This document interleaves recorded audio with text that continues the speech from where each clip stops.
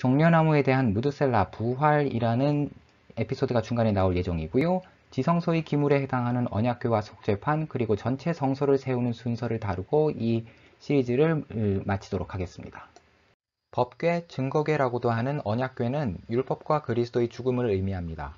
아카시아 나무에 금박을 하고 속죄판을 고정시킬 금태를 둘러서 예수님을 상징하고 있고 4개의 고리와 2개의 채도 앞서 말씀드렸던 대로 삼위일체 하나님과 피조물의 언약 그리고 율법과 은혜를 상징합니다. 크기는 상징성에 비해 보면 아담합니다. 겸손하신 예수님의 성품을 나타낸다고 합니다. 궤를 아론이라는 단어로 표현했는데 창세기 마지막 장에 요셉의 시신을 담은 관과 같은 단어입니다. 노아의 방주할 때 방주는 테바라는 다른 단어를 사용합니다. 영어 성경 보시는 분들이 헷갈리기 쉬운 부분입니다. 언약궤에 십계명 돌판이 있었던 것은 확실하고요.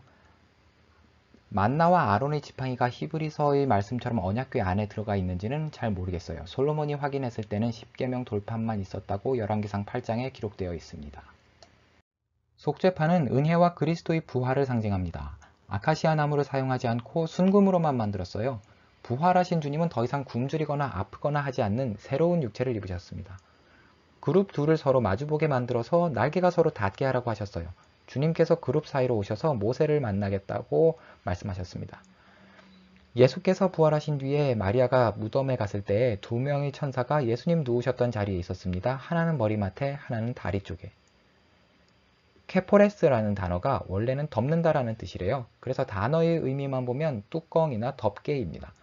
속죄판이 덮고 있는 것은 언약궤 안에 들어있는 율법이잖아요. 그래서 율법을 덮었기 때문에 우리의 죄를 덮어주신 것이라서 속죄소, 속죄판 이렇게 번역한 것 같습니다. 율법이 완전히 드러난 상태에서는 우리의 죄도 그대로 드러나고 우리는 하나님 앞에 설 수 없어요. 그래서 우리를 만나시기 위해 율법을 덮으시고 속죄판 그룹 사이로 오시기로 하셨어요. 모세 앞에서 그러셨고 2 그룹 사이에서 부활하셔서 이제는 성막이 아니라 우리 가운데 계십니다. 여기서 주님의 궤와 관련한 3가지 사건을 생각해 보면 좋을 것 같습니다. 십계명 돌판을 넣고 속죄판으로 덮은 주님의 궤가 한때는 승리의 상징이었어요. 그런데 엘리 제사장 시절에 블레셋과의 전쟁도 패하고 법궤마저 빼앗기는 사건이 발생했죠. 블레셋이 다시 언약궤를 돌려보냅니다. 주님의 궤를 실은 수레를 끄는 소 2마리는 제물이 되어 죽을 운명이었어요. 언약궤가 예루살렘으로 들어올 때 다윗 왕이 춤을 추며 사람들에게 빵과 고기와 과자를 나누어 주었다고 합니다. 마지막은 십자가에 죽으실 것을 아시면서 예루살렘에 입성하시는 예수님과 그를 환영하는 사람들입니다. 어딘가 비슷한 점을 찾을 수 있을 것 같지 않습니까? 주님이 예루살렘으로 입성하실 때 사람들이 들고 흔들었던 종려나무 얘기를 좀 하겠습니다. 종려나무는 유다 왕국을 상징하는 나무였어요. 그리고 대추야자는 종려나무의 열매예요. 대추야자는 은혜와 우아함을 상징하기 때문에 여자들 이름으로 종종 사용되었고요. 성경에 나온 다윗의 딸의 이름도 다말이었습니다. 로마의 베스파시아누스 황제가 유태인들의 반란을 진압한 뒤에 유대 정복이라는 글을 적은 기념주화를 만들었는데요. 여기에 유대 땅을 묘사하기 위해서 대추야자가 열린 대추야자 나무, 즉 종려나무를 그려넣었고 그 아래 울고 있는 여자가 유대인을 묘사한 것이라고 합니다. 그 후로 이스라엘 고유의 대추야자 나무는 14세기경에 기후변화 때문에 멸종되어 사라졌어요. 다윗이 법궤를 예루살렘으로 들러오면서 사람들에게 나눠줬던 과자에 들어갔던 것도 건포도가 아니라 대추야자였어요. 다윗이 법궤의 입성을 축하하기 위해 대추야자 쿠키를 사람들에게 나눠줬던 거예요. 그런데 요즘 이스라엘 사람들이 부활절에 이 대추야자 과자, 대추야자 쿠키를 만들어서 먹는데요. 우리나라 사람들 송편 빚듯이 가족들끼리 모여서 대추야자 쿠키를 여러 가지 모양으로 만들어서 아이들에게 나눠줘요. 1960년대에 마사다 유적지의 발굴팀이 대추야자 씨앗이 담긴 항아리를 발견했는데요. 이 지역은 유태인들의 반란이 실패한 뒤로 완전히 버려진 곳이었어요. 거의 2000년 동안. 이스라엘 국립연구소 사라 셀론 교수가 이 씨앗을 땅에 심어보자고 제안을 했어요. 2005년에 그 가운데 하나가 싹이 텄어요. 그 나무에 무드셀라라는 이름을 붙여주고 다른 씨들을 더 심었어요. 21년 6월에 이스라엘 토종 대추야자를 수확하는데 성공했다고 합니다. 자그마치 2000년 전에 항아리에 담아놨던 씨앗으로부터. 예수님의 입성을 맞이했던 종려나무가 이스라엘 땅에서 다시 살아나고 있습니다. 성막에 들어가는 모든 기물에 대한 설명이 끝났고요. 하나님께서 성소를 세우는 과정을 지시하신 내용과 그대로 설치하는 과정이 40장에 나와 있는데요. 요한복음에서 예수님께서 나는 무엇이다 라고 7번 비유로 말씀하셨던 것과 비교해보면 좋을 것 같습니다. 2절에서 성막 곧 회막을 세우라고 하신 다음부터 볼게요. 3절에서 하나님의 말씀인 십계명이 들어있는 증거궤를 들여놓으라고 하셨고, 요한복음 1장 1절에 태초에 말씀이 계시니라 라고 하셨습니다.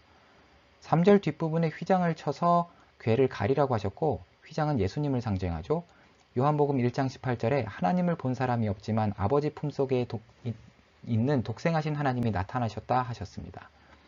4절에서 상을 차리라고 하셨고, 요한복음 6장 35절 예수께서 이르시되 나는 생명의 떡이니 내게 오는 자는 결코 줄이지 아니할 터이요 나를 믿는 자는 영원히 목마르지 아니하리라 하셨습니다. 4절 하반부 등잔대를 가져다가 그 위에 등잔부를 올려놓아라 하셨고, 요한복음 8장 12절 예수께서 또 말씀하여 이르시되 나는 세상의 빛이니 나를 따르는 자는 어두움에 다니지 아니하고 생명의 빛을 얻으리라 하셨습니다. 5절에 분향단을 놓으라고 하셨지만 아직 분향을 할 수가 없어요. 대제사장이 준비되지 않았어요. 5절 뒷부분 성막 어귀에 휘장을 달아라. 어귀의 휘장은 성막 입구를 말합니다. 요한복음 10장 7절 그러므로 예수께서 다시 이르시되 내가 진실로 진실로 너희에게 말하노니 나는 양의 문이니. 6절 번제단은 성막 곧 회막 어귀 앞에 갖다 놓아라. 요한복음 10장 11절 나는 선한 목자라. 선한 목자는 양들을 위하여 목숨을 버리거니와. 7절 회막과 제단 사이에는 물두멍을 놓고 거기에 물을 채워라. 물은 부활을 상징한다고 말씀드렸습니다. 요한복음 11장 25, 26절 예수께서 이르시되 나는 부활이요 생명이니 나를 믿는 자는 죽어도 살겠고 무릇 살아서 나를 믿는 자는 영원히 죽지 아니하리니 이것을 네가 믿느냐. 8절 회막 주위로 울타리를 만들고 거기에 휘장을 치고 동쪽 울타리에다 낸 정문에는 막을 들이워라. 예수님을 상징하는 문 외에는 들어갈 길이 없습니다. 요한복음 14장 16절 예수께서 이르시되 내가 곧 길이요 진리요 생명이니 나로 말미암지 않고는 아버지께로 올 자가 없느니라. 9절부터 11절까지는 성막과 기구를 거룩하게 하는 과정이 나오고요. 12절부터 15절까지 아론과 그의 아들들을 시키고 예복을 입히고 기름을 부어 제사장직을 맡게 하십니다. 요한복음 15장 5절 나는 포도나무여 너희는 가지라. 아론은 예수님과 같이 포도나무를 상징하고 그 아들들은 가지예요. 아론의 아들들이 잘나서 제사장이 된 것이 아니에요. 아론의 아들들이기 때문에 포도나무의 가지이기 때문에 제사장이 된 거예요. 이제 준비가 끝났으면 제사장들이 향을 들고 지성소로 들어가야 합니다. 출애굽기 40장에서는 모세가 들어갈 수 없을 정도로 하나님의 영광이 성막에 가득 찼다고 하네요. 우리의 기도가 아니라 예수님이 대제사장으로서 하나님께 기도를 드립니다. 17장 9절 내가 그들을 위하여 비옵나니 내가 비옵는 것은 세상을 위함이 아니요 내게 주신 자들을 위함이니이다. 그들은 아버지의 것이로소이다. 요한은 자기가 예수님을 따라다니며 보고 들은 것을 차례로 기록했습니다. 그런데 그 말씀이 출애굽기 40장에서 성막을 세우는 순서와 일치합니다. 하나님의 전능하심과 우리를 향한 은혜와 역사의 주관자로서의 거룩하심 앞에 놀라움을 금할 수 없고 찬양과 영광을 드리지 않을 수 없습니다. 등잔대를 손질할 때와 등불을 켤 때 분향을 하라고 하셨으니 분향을 했으면 등불도 켜야겠네요. 출애굽기 30장 8절에 저녁 때 등불을 켜라는 말씀이 히브리어로 4개의 단어로 되어 있는데요. 그 앞자리 글자만 모아서 보면 아하바, 히브리어로 사랑이라는 단어가 만들어진다고 합니다. 우연의 일치처럼 보이는 부분이 없잖아 있습니다. 그러나 하나님께서 우리를 위해 계획하시고 이루어 주신 일들을 설명할 가장 정확한 표현은 아하바의 사랑이 맞다는 생각이 들었습니다. 그래서 아하바의 사랑에 대한 아가서의 말씀으로 성막에 대한 PPT를 마치고자 합니다. 아가서 8장 6절 중반부터입니다.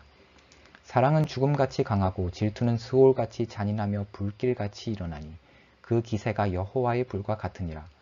많은 물도 이 사랑을 끄지 못하겠고 홍수라도 삼키지 못하나니 사람이 그의 온 가산을 주고 사랑과 바꾸려 할지라도 오히려 멸시를 받으리라. 감사합니다.